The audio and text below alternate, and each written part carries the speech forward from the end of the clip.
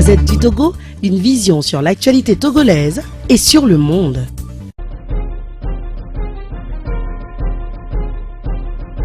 On va faire un peu de cours de droit parlementaire, hein. Pas beaucoup, juste un peu. Pour que vous compreniez. Il y a en droit parlementaire ce qu'on appelle les cavaliers législatifs.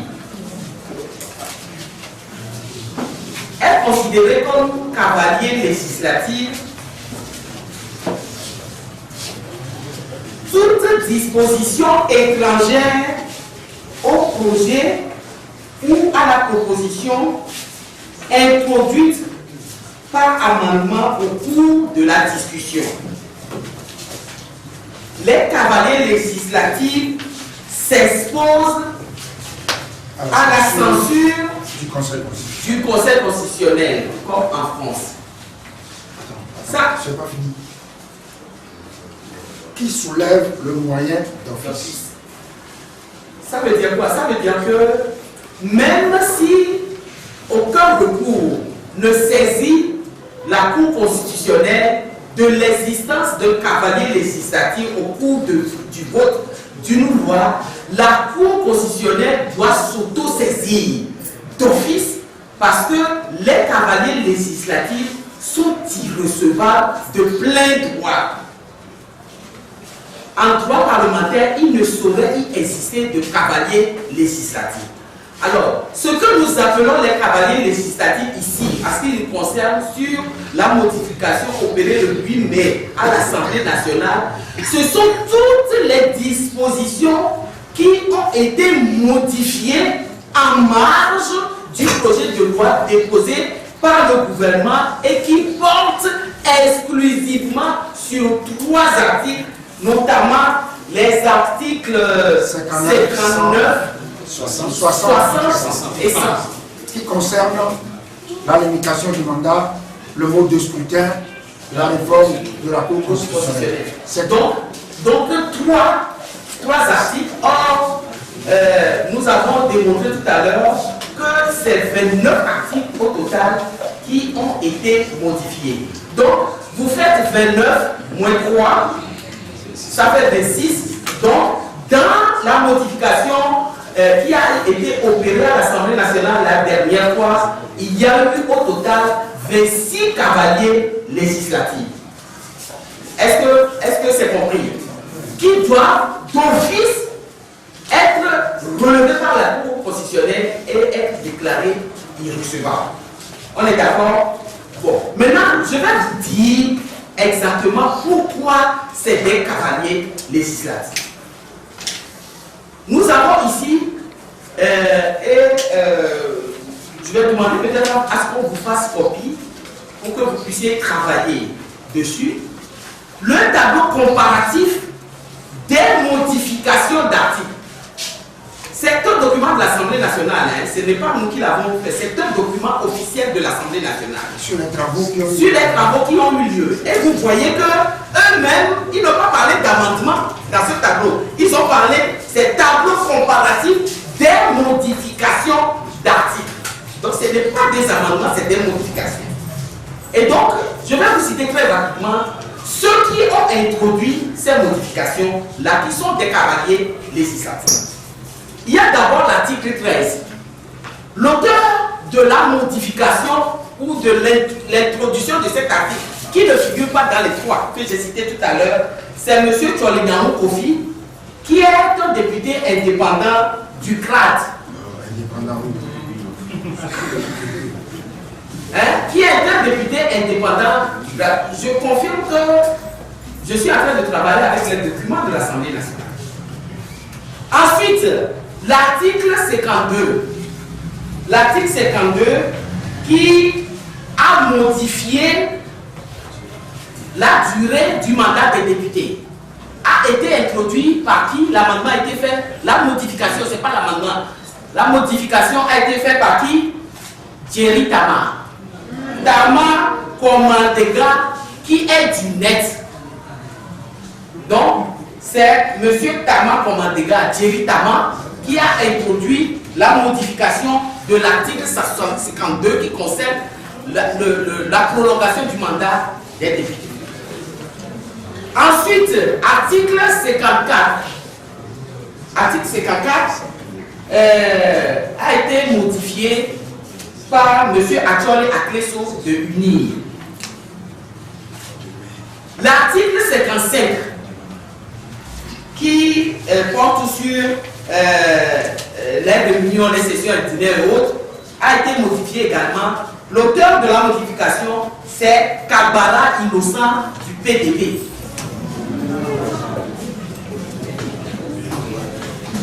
La modification de l'article 59, ça ce n'est pas un cavalier législatif parce que l'article 59 fait partie des... Donc c'est un amendement qui a été porté, l'amendement a été porté par M. Adjoubi, qui est indépendant, mais ce n'est pas un cavalier législatif. Ce n'est pas un cavalier législatif, donc je saute. Ensuite, l'article 60 également a été modifié par rapport au projet du gouvernement. Ce n'est pas un cavalier législatif parce que ça figure dans les articles proposés par le gouvernement pour être modifié. Ensuite, l'article 65, qui est un cavalier législatif, la modification a été demandée par M. Toupaor Siki de UNIR. Ensuite, l'article 75, le fameux article 75, qui a été modifié, qui accorde une impunité totale au président de la République, et on va y revenir tout à l'heure sur dans les questions, et qui fait du président de la République sortant le numéro 2 de l'État j'allais dire, au-dessus du président de l'Assemblée nationale, qui est compétent dans la Constitution pour remplacer le chef d'État en cas de vacance de pouvoir. Le président de la République sortant est au-dessus, par la modification de cet article-là, est au-dessus du président de l'Assemblée nationale, ce qui est d'une gravité extrême. Cette modification a été apportée par qui? Nayon Tendong Denis, indépendant, député indépendant. Article 94. L'article 94 a été modifié. La modification a été portée par M. Katanga Poro Chakbala de UNINI. L'article 100, ce n'est pas un cavalier législatif parce que ça figure dans le texte du gouvernement.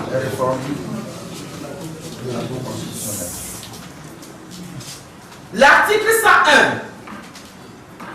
101 est un cavalier législatif, mais tenez-vous bien, cavalier législatif qui a été apporté par la commission des lois.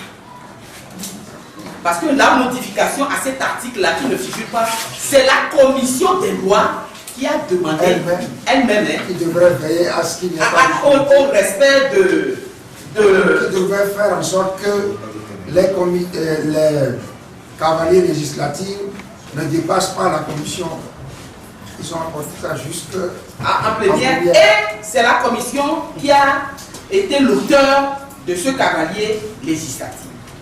L'article 104, qui est un cavalier législatif également, a été porté par Mme Lawson Kaye Raymond de l'UNIR. L'article 106, qui a été également modifié, cavalier législatif, a été porté par la même personne, Mme Lawson Kaye Raymond de l'UNIR. L'article 107, qui concerne la Cour des comptes, avec une modification substantielle, a été porté par M. Ali Sena de l'UFC. L'article 108, relatif à la Cour des comptes, également porté par la même personne, M. Ali Sena de l'UFC. Également la Cour des comptes 109, 110 qui concerne la Cour des comptes également, 111 concerne la Cour des comptes également, porté par la même personne, M. Ali Sena de l'UFC.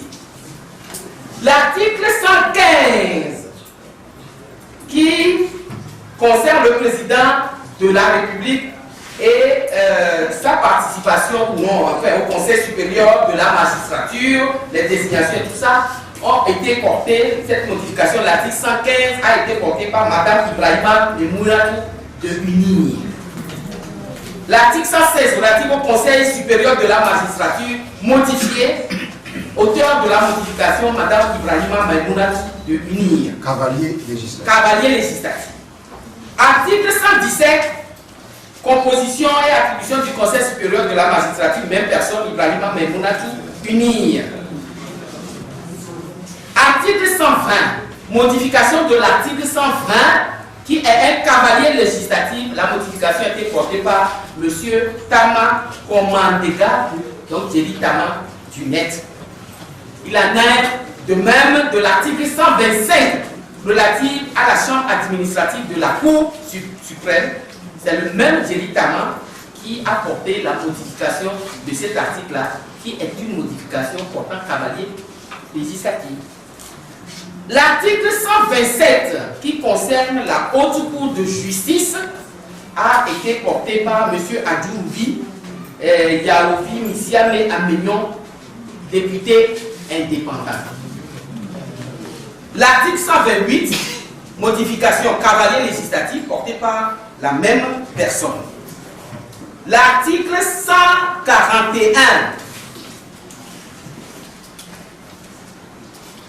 qui viole l'article 141, c'est cet article-là qui viole le protocole additionnel de la CEDEAO en ce que on touche à une disposition électorale moins de 6 mois avant le scrutin. Vous savez que les élections locales sont prévues pour être organisées, dit-on, le mois prochain, en juin, le 30 juin. Et donc, la modification de l'article 141 porte sur les locales, puisque le niveau, dans la décentralisation, le niveau préfectoral, les conseils préfectoraux ont été supprimés. Et l'auteur de cette modification est Touba Sidi de UNIR. Ensuite, l'article 145 a été modifié, cavalier législatif également, modifié par le porteur, l'auteur de la modification, c'est M. Acholi Akreso de UNIR. L'article 155 a été purement et simplement abrogé, cavalier législatif, par la commission des lois de l'Assemblée nationale. L'article 158, le fameux article 158, où on fait la limitation du mandat, mais on remet le mandat en cours, etc., qui ne concerne pas la disposition transitoire, a été porté, proposé, cavalier législatif également, proposé par M. Acholi Akleso de UNIR. C'est normal.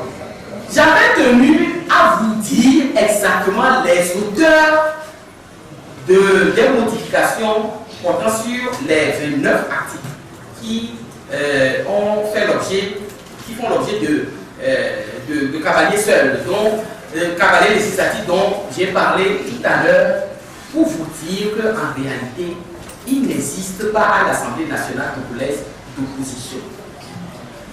Ça veut dire quoi? Ça veut dire que c'est une association, et c'est le président, M. Jean-Pierre Paki, qui a trouvé le mot, c'est une association de malfaiteurs qui se sont entendus, et se sont partagés les rôles pour modifier irrégulièrement la constitution de la République togolaise. Dans les auteurs qui ont proposé ces modifications, ces cavaliers législatifs-là, se trouvent des députés de l'UNI, des députés de l'UEC, des députés du NET, des députés du PDP, des députés dits indépendants. Qui sont des chevaux de Troie. Donc, tout cela constitue l'association dont on a parlé pour porter un coup rude à la constitution de la République togolaise. Et il est très important qu'un accent particulier soit mis sur cela. Je crois que J'ai bien expliqué. Si le président a encore quelque chose à dire. Merci. La Gazette du Togo, une vision sur l'actualité togolaise et sur le monde. Rejoignez-nous sur le www.lagazettedutogo.com ou sur nos comptes Facebook, Twitter et YouTube. Pour tout contact, écrivez à contact@lagazettedutogo.com ou appelez le 92 80 88 53. La Gazette du Togo, c'est l'information en continu.